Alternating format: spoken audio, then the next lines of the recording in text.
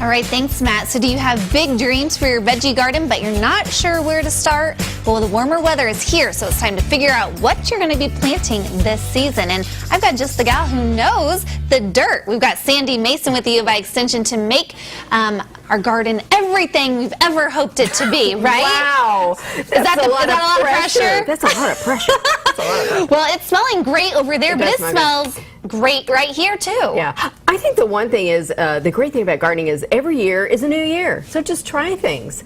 You know, I think that's the fun thing. And so there's lots and lots of new plants. And I think that for the fact that you can try a lot of things from seed. And a couple of dollars you can have rainbow blend carrots or, even purple green beans. Yeah. You need these, don't you? Purple green beans? I've never heard of them. They actually turn green once you cook them, but they're really pretty out in the garden. I know. But they're really pretty in the garden. And I think that's one of the fun things. And I think it's a great way to get kids interested in gardening.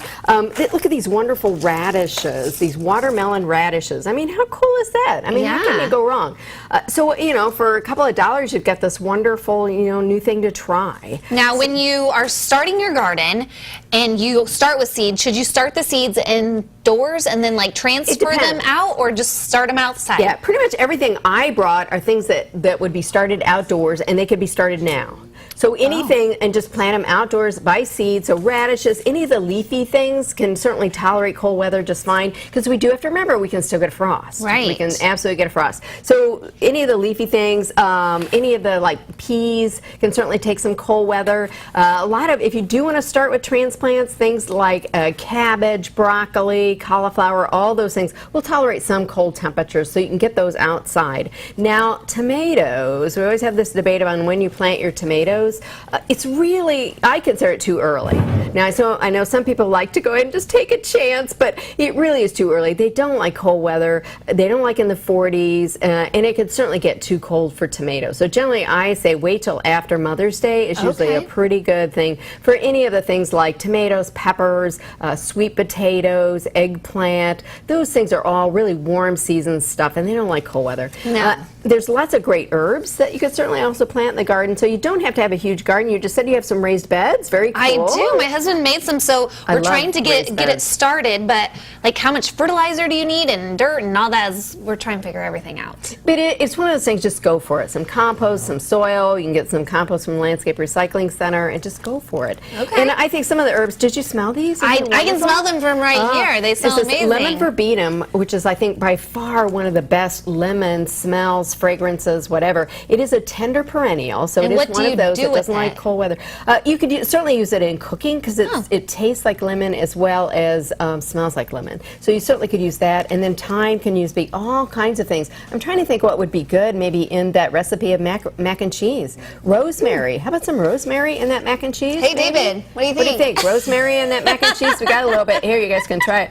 But just wonderful fragrance. So there's lots of great things that you can do, even in containers, like you say, raised beds.